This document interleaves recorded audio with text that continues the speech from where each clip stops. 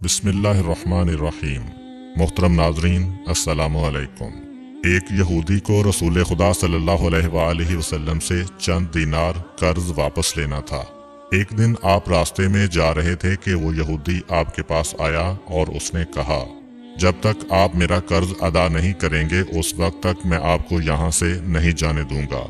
نبی اکرم صلی اللہ علیہ وآلہ وسلم نے فرمایا، اس وقت ادائیگی کے لیے میرے پاس کچھ بھی نہیں ہے۔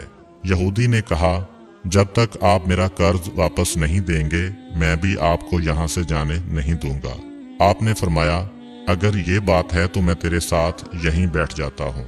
یہ کہہ کر آپ اس کے ساتھ بیٹھ گئے۔ جیسے جیسے وقت گزرتا گیا آپ کے صحابہ وہاں جمع ہوتے گئے۔ جب انہوں نے یہودی کی یہ جسارت دیکھی تو انہوں نے اس کو سزا دینے کا ارادہ کیا۔ آپ نے انہیں ہر طرح کی تادیبی کارروائی سے روک دیا اور فرمایا کہ تم دور چلے جاؤ۔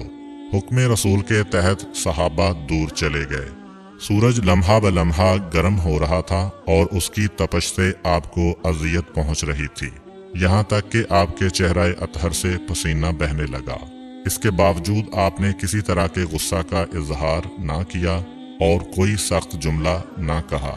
آپ سارا دن وہیں بیٹھے رہے اور ظہر، عصر اور مغرب و عشاء کی نمازیں وہیں پڑھیں۔ پھر رات چھا گئی۔ آپ نے رات بھی وہیں بسر کی اور فجر کی نماز بھی وہیں پڑھی۔ صحابہ یہودی کو ڈرانے دھمکانے لگے۔ آپ نے فرمایا، تم اس سے یہ کیسا سلوک کر رہے ہو؟ صحابہ نے کہا، یا رسول اللہ، اس کی یہ جرت کہ آپ کو یرغمال بنا کر اپنے پاس بٹھا لے۔ آن حضرت صلی اللہ علیہ وآلہ وسلم نے فرمایا، اللہ نے مجھے اس لیے نہیں بھیجا کہ میں کسی ہم پیمان یا کسی اور پر ظلم کروں۔ جب دن چڑھا تو یہودی نے کلمہ اسلام پڑھتے ہوئے کہا، اشہد ان لا الہ الا اللہ و اشہد ان محمدًا عبدہ و رسولہ۔ میں اپنی دولت کا ایک حصہ راہ خدا میں دیتا ہوں۔ میں نے آپ کو اس لیے نہیں روکا تھا کہ میں آپ کی توہین کروں۔ اس ذریعے سے میں آپ کے پیمانہ صبر کو آزمانا چاہتا تھا، کیونکہ تورات میں میں نے آپ کی یہ صفت پڑھی ہے، محمد بن عبداللہ مکہ میں پیدا ہوگا اور طیبہ کی طرف ہجرت کرے گا۔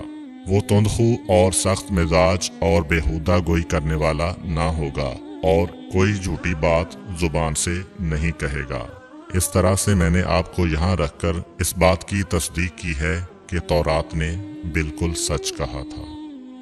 رسول اکرم صلی اللہ علیہ وآلہ وسلم مبعوث برسالت ہونے کے 3 سال بعد تک خفیہ طور پر دعوت اسلام دیتے رہے۔ اس کے بعد اللہ تعالیٰ نے آپ کو حکم دیا کہ آپ کھل کر اللہ کا پیغام پہنچائیں اور لوگوں کو خدا کی طرف دعوت دیں۔ ایام حج شروع ہوئے تو پورے جزیرۃ العرب سے لوگ مکہ کی طرف آنا شروع ہوئے۔ نبی اکرم صلی اللہ علیہ وآلہ وسلم کوہ صفا پر چڑھے اور آپ نے بلند آواز سے فرمایا، لوگو، میں اللہ کا رسول ہوں، تم اللہ رب العالمین پر ایمان لے آؤ۔ لوگ آپ کی طرف متوجہ ہوئے اور انہوں نے تعجب سے یہ اعلان سنا اور سب کی خواہش ہوئی کہ وہ اعلان کرنے والے کو دیکھیں۔ پھر آپ صفا سے اتر کر مروہ آئے اور وہاں پر بھی آپ نے 3 بار یہی اعلان کیا۔ جب ابو جہل نے آن حضرت صلی اللہ علیہ وآلہ وسلم کا یہ اعلان سنا تو اسے سخت غصہ آیا۔ اس نے زمین سے ایک پتھر اٹھا کر آپ کی پیشانی پر مارا، جس سے آپ کی پیشانی زخمی ہو گئی، خون بہنے لگا اور آپ کا پورا چہرہ لہو لہان ہو گیا۔ اس کے بعد تمام مشرکین آپ کو پتھر مارنے لگے۔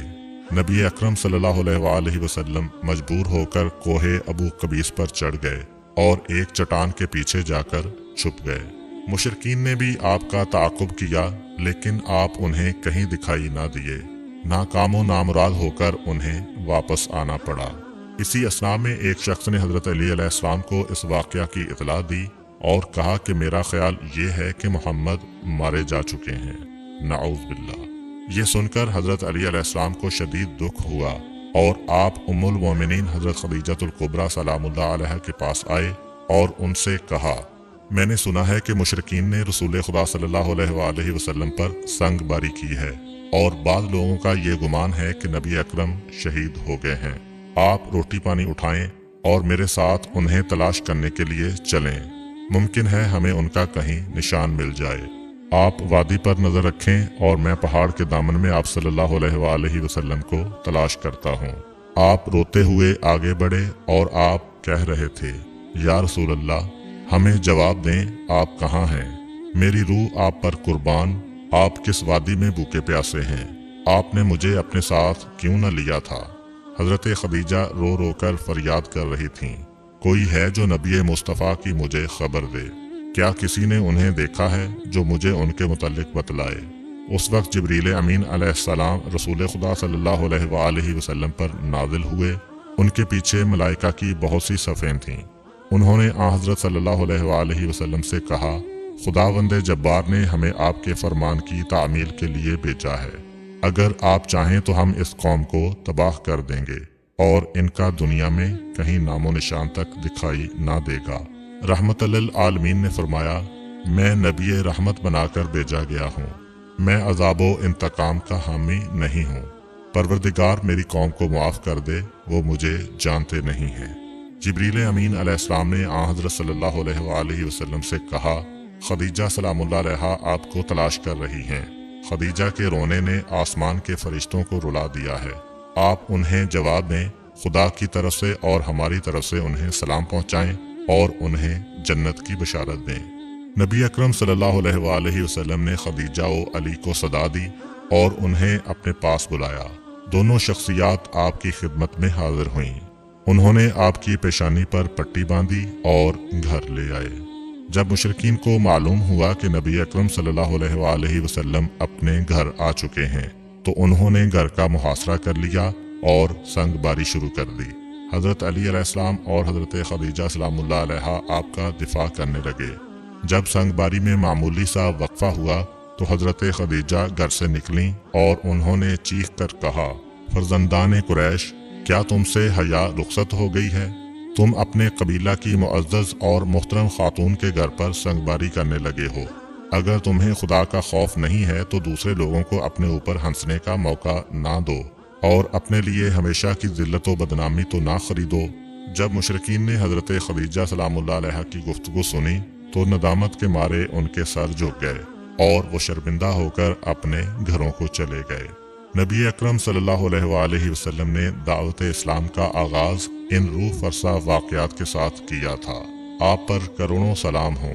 आपने लोगों को गुमराही और जलालत से बचाने के लिए कदम कदम पर तकालीफ उठाई और सदमे बर्दाश्त किए।